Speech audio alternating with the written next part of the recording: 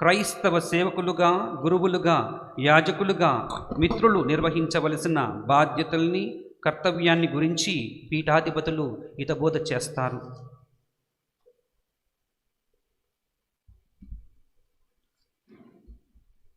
ప్రియమైన గురువులారా, మఠవాసులారా, దైవ ప్రజలారా, యువతి యువకులారా, చిన్న బిడ్డలారా, ఈరోజు నాకు చాలా ఆనందంగా ఉంది. మా హేలాపురి కథోలిక పీఠం తరపున వరంగల్ చెందినటువంటి గురువుగా ఫాతిమా మాత దేవాలయంలో నాకు వత్తా చేసినటువంటి ఈ కుర్రాన్ని నేను గురువుగా అభిషేకించడం చాలా ఆనందంగా ఉంది. గట్టిగా చప్పలు కొట్టి అందరం చెప్పుదాం. ఒట్టి సుధాకర్ రెడ్డి అన్న మేరీ తమ్మడపల్లి గ్రామంలో ఉన్నప్పుడు నేను సాగరం విచారణలో డీకన్గా ఉపగురువుగా పనిచేసినప్పుడు వాళ్ళ గ్రామానికి వెళ్ళి వాళ్ళకు మంచి పాటలు నేర్పిస్తూ సత్యోపదేశ సంక్షేపాన్ని చెబుతూ ఆ కుటుంబాలన్నీ తిరిగినప్పుడు చాలా ఆనందమైంది. కానీ ఆ గ్రామాలన్నీ ఖాళీ అవుతున్నాయి ఇప్పుడు. అయినా పర్వాలేదు, మంచి పిల్లల్ని మీరు తయారు చేసినందుకు తల్లిదండ్రులైనటువంటి మీ ఇద్దరిని నేను హృదయపూర్వకంగా అభినందిస్తూ దీవిస్తున్నాను. ఆ గ్రామం నుండి మరో గురువు ఉన్నారు, ఆయన పేరే మార్టిన్. కరెక్టేనా? తమ్మడపల్లి గ్రామం, ఆయన మొదటి గురువు, ఈయన రెండవ గురువు. ఇద్దరు ఆ గ్రామంలో చేసిన పుణ్యం ఏంటంటే, మీకు ఏం ధన సహాయం చేయకపోవచ్చు, కానీ దానికి మించిన గుణ సహాయం, అదే దైవ సహాయం ప్రార్థన చేస్తూ ఉన్నారు. ఆ ఇద్దరు కుర్రాళ్ళు కూడా నాకు బాగా తెలుసు. బ్రదర్గా ఉన్నప్పటి నుండి మన మార్టిన్ ఫాదర్ గారు, ఆయన తొలి గురువు డైసన్ ప్రీకి సంబంధిస్తే, మలి గురువు రిలీజియస్ ఆర్డర్ నుంచి ఎన్నుకోబడ్డారు, అదే ఎస్విడి సభకి. సో ఎస్విడి సభకి మరియు తల్లి తిరుసభకి ఈరోజు చాలా ఆనందకరమైన రోజు. ఎందుకనగా ఎస్విడి సభలో గురువు కావటం అనేది ఆ సభకు ఒకదానికే కాదు, గౌరవం, ప్రతిష్ట లేదా ఆత్మీయ వరం యావత్ తల్లి తిరుసభకి చెందినటువంటి గొప్పనటువంటి వరం. అందుకే ఓ భక్తుడు అంటాడు, దేవుని పిలుపు ఎంతో గొప్పది మరియు ఉన్నతమైనది. దేవుని పిలుపు ఎంతో గొప్పది మరియు ఉన్నతమైనది కూడా. ఎందుకు ఉన్నతమైందంటే, కొందరిని ప్రత్యేకంగా తన సువార్తను చాటుటకు పిలుచుకుంటాడు.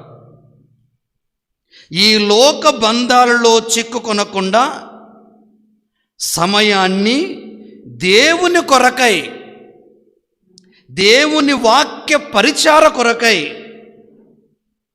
కేటాయించి ఆ దైవ పిలుపు అనే వరం కొందరికే దక్కుతుంది.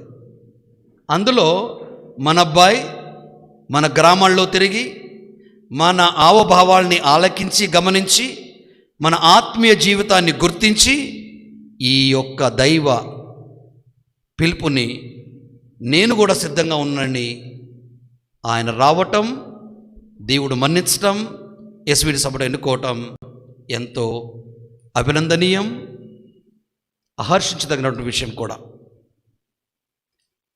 మన ప్రమోద్ పరిశుద్ధ గ్రంథం నుండి 3 పట్టణాలు ఎన్నుకున్నారు. 1 యిర్మీయా గ్రంథం నుండి, 2 పౌలు గారు కొరింథీ రాసినటువంటి మొదటి లేఖ నుండి, తర్వాత యోహాను శుభవార్త నుండి. మనం మొదటి పాఠంలో విన్నప్పుడు నాకు నచ్చిన మాట, అబ్బా ఎన్నుకున్న గ్రంథం నుండి, నీవు నేను బాలుడనని చెప్పవద్దు,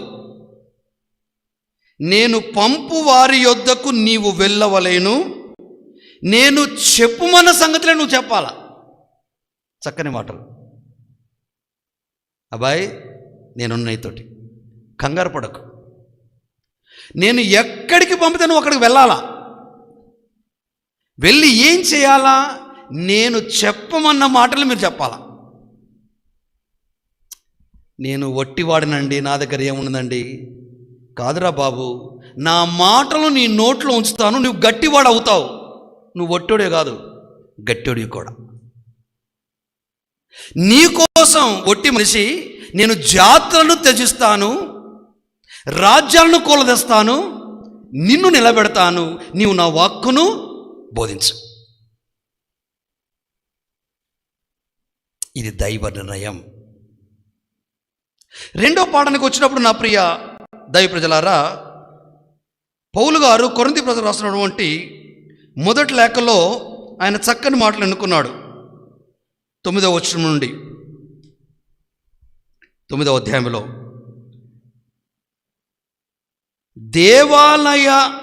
దేవాలయమున పనిచేయువారు దేవాలయము నుండియే ఆహారం పొందుతారు. బాధ్యతలు, హక్కుల గురించి, అపోస్తుల బాధ్యత హక్కుల గురించి పౌలు గారు మాట్లాడుతూ ఆయన చెప్తున్నాడు, నీవు దేవాలయం నుంచి కనుక దేవుని నుండే నీకు అనుగ్రహించబడుతుంది. రెండో మాటలో, బలిపీఠంపై బలులు అర్పించు వారు ఆ బలులలో భాగం పొందుదురు, ఇది మీకు నిశ్చయముగా తెలియను.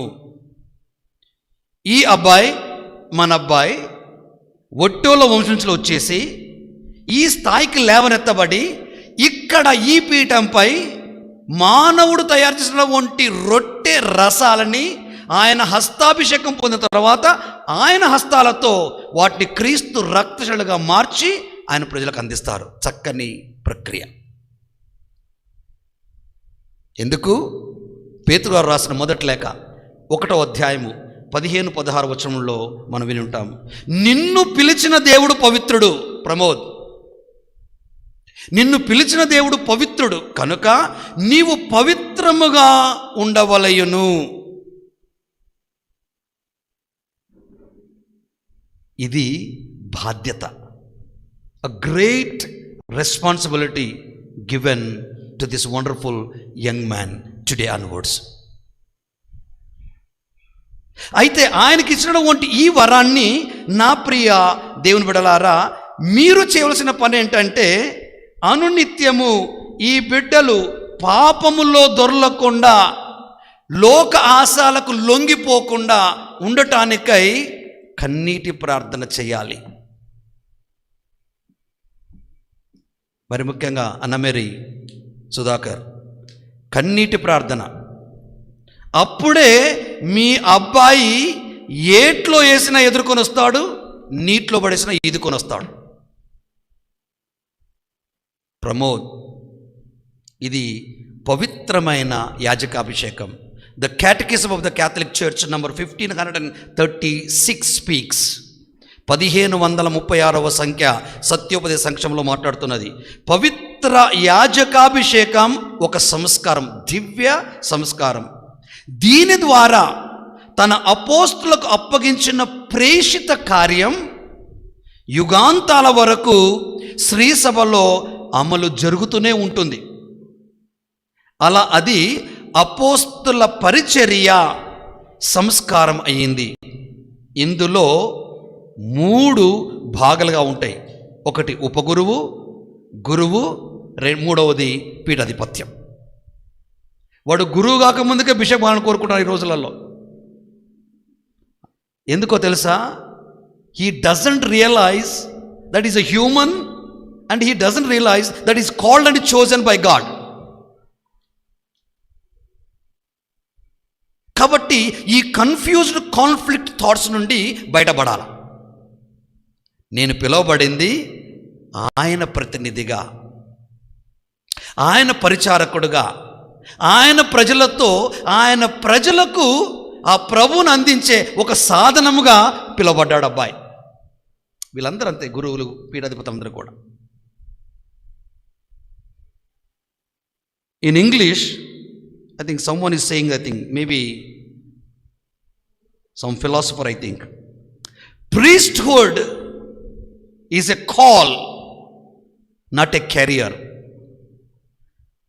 A redefinition of self, not just a new ministry, a way of life, not a job, a state of being, not just a function, a permanent, lifelong commitment.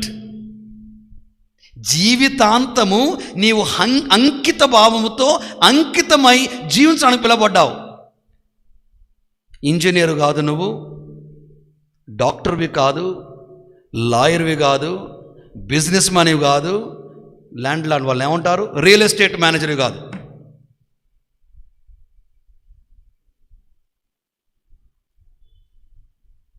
ఎందుకు పిలవబడ్డాం మనం? A permanent life long commitment, not temporary style of service, an identity, not just a role. పూజకు అర్ధగంట ముందు లేవటం, హడావుడిగా స్నానం చేసుకోకుండా గుళ్ళోకి రావటం, పూజ సమర్పించి ప్రజలను బాధటం నిన్ను పిలవాల దానికి. ఈ బిడ్డలందరూ తృష్ణ కలిగి ఆ వాక్కుని ఆలకించి ఆత్మకు అంకితం చేసుకొని రానున్న రోజుల్లో సంసార జీవితంలో చక్కగా సాగటానికి నీవు సాధనంగా పిలవబడ్డావు. అంటే you must read the word of God everyday practically. ఆదివారం వస్తుంది కదా అనుకుంటే శనివారం ప్రసంగం ప్రిపేర్ కాదు. You must prepare thoroughly, understand what that word meant for you. ఆ యొక్క దేవుని వాక్కు నీకు నిజంగా అర్థాన్ని ఇచ్చేదైతే అర్థవంతమైనటువంటి భావాలతో ఈ భక్తుల్ని బైబిల్కి మలుస్తూ ఉంటావు. అదే నేను లోక వెలుగుకి సాధనంగా పంపడ్డాను. నేను కాదు వెలుగును, నా తర్వాత వచ్చేవాడు వెలుగు. సో ఆయనకై నీవు you must become a reflectors of that Christ. You must become a reflectories of that Christ. Then only you become a real personality for Christ, my friend. శ్రీ సభ మళ్ళొక్క మాట మీ ముందు మాట్లాడుతున్నది. The catechism of the Catholic church number 1540, 1541 సంఖ్య ఇలా మాట్లాడుతుంది సత్యోపదేశ సంక్షంలో. దేవుని వాక్కును ప్రకటించటానికి, బైబిల్ ద్వారా ప్రార్థనల ద్వారా దేవుని సాంగత్యాన్ని పునరుద్ధరించటానికి యాజకత్వం స్థాపబడింది. రియల్ ఎస్టేట్ బిజినెస్ చేయడానికి కాదు. గురువులు అయినప్పుడు మనం బాగా గుర్తుపెట్టుకోవాలి దీన్ని. దేవుని వాక్కును ప్రకటించడానికి, బలుల ద్వారా ప్రార్థనల ద్వారా దేవుని సాంగత్యాన్ని పునరుద్ధరించడానికి యాజకత్వం స్థాపించబడింది. కానీ రక్షణ సాధించడానికి ఈ యాజకత్వానికి శక్తి లేదు. బలులను పదే పదే అర్పించాలి. నిర్దిష్టమైన పవిత్రతను సాధించలేని స్థితిలో ఉంది. దాన్ని క్రీస్తు బలి మాత్రమే పరిపూర్తి చేయగలదు. నీ హస్తాల మీదుగా ఇక్కడ జరుగుతున్నటువంటి ఈ బలి కార్యక్రమంలో ఆ దేవుడు ఈ బిడ్డల్ని మారుస్తూ ఉంటాడు. కనుక నీవు ఆ క్రమ పద్ధతిని జాగ్రత్తగా చేయటానికి నువ్వు ముందంజలో ఉండాలా. ఇంకో విషయానికి వచ్చినప్పుడు హేబులు రాసిన పత్రిక 2వ అధ్యాయము 17వ వచనంలో ఆయన సెలవిస్తున్నాడు, ప్రజల పాప పరిహారార్థం భగవత్ తేజస్సులో విశ్వాసనీయుడను దయామయుడను అగు ప్రధాన యాజకుడుగా కాక ఆయన సర్వ విధముల తన సోదరులకు పోలినవాడు కావాలనని దీని భావము. కనుక నా ప్రియమైనటువంటి కుమారుడా, నీవు ఒక చక్కని పవిత్రమైన గురువుగా శ్రీసభలో నీ జీవితాన్ని సాగించాల. సెయింట్ సిప్రియన్ చక్కని మాటల్ని గురువు గురించి చెప్తున్నాడు. When the bishop is there is a church. అంటే నీ పెద్దలతోటి అనుసంధాన కలిగి, the evangelical council speaks chastity, charity, obedience. Though he was son of God, he did not count equality with God. దేవునితో సమానత్వం పెంచుకోలే, కానీ తండ్రికి విధేయుడై ఆయన జీవించడం మొదలుపెట్టాడు. సో దేవుని కుమారుడే అలాంటి విధిత కలిగి ఉన్నప్పుడు దేవుని పరిచయమైనటువంటి మనము ఎంత విధులమే ఉండాలా. So you need to understand that. అంతేకాకుండా ఈరోజు పీఠాధిపతిగా నా హస్తాల మీదుగా నీవు అభిషేకించబడుతున్నావు కాబట్టి నువ్వు ఏది చేసినా అది నా మీద పడుతుంది. జాగ్రత్త. ఎవరైనా నీకు ఆర్డినేషన్ ఇచ్చిందంటే పొలిమర జీవో బిషప్ గారు అంటే వాళ్ళందరూ కర్రలు పట్టుకొని నా దగ్గరికి వస్తారు. తిమోతికి రాసిన మొదటి లెక్క 4వ అధ్యాయము 14వ వచనం, ప్రవచనం వలన పెద్దల హస్త నిక్షేపణ ద్వారా నీకు అనుగ్రహించబడనున్న ఆధ్యాత్మిక వరమును నిర్లక్ష్యం చేయవలదు. ఆధ్యాత్మిక వరాలు నిర్లక్ష్యం చేయవద్దు. నిన్ను గూర్చి 16వ వచనంలో నీ ఉపదేశంను గూర్చి జాగ్రత్త వహింపుము, అంటే ఒళ్ళు దగ్గర పెట్టుకొని పనిచేయి. ఇట్లు చేసినచో నిన్ను నీ బోధనను వినువారుని కూడా నీవు రక్షింపబలవు. మంచి పదాలు కదా నాన్న, పెద్దలారా, ఎంత మంచి మాట చూడండి. నిన్ను గూర్చి నీ ఉపదేశమును గూర్చి జాగ్రత్త వహించు. ఇట్లు చేసినచో నిన్ను నీ బోధనను వినువారు కూడా నీవు రక్షింపగలుగుతావు. అట్లే చేయుచుండము. So your business is nothing but proclamation. Your SVD has a greatest way of doing things. Somewhere it is here. The divine word missionaries are recognized by what are called the 4 characteristics of dimensions. What are they?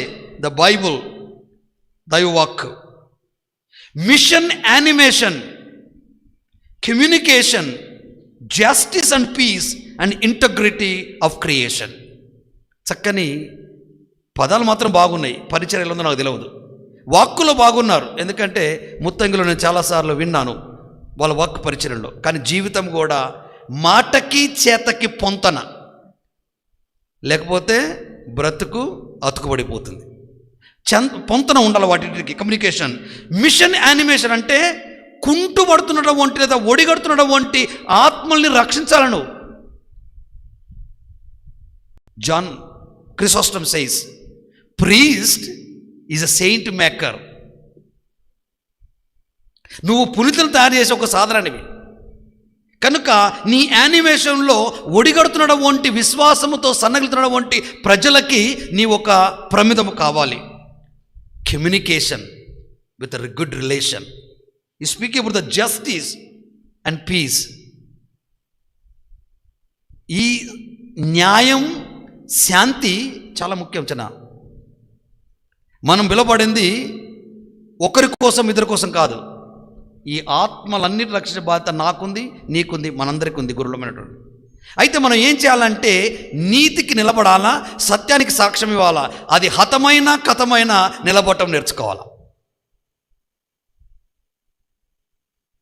Saint Francis of Assisi అంటారు, where there is no peace let me be a drop of peace. ఎక్కడైతే అశాంతి ఉందో అక్కడ శాంతి బిందువుగా నన్ను రాలని అన్నాడు.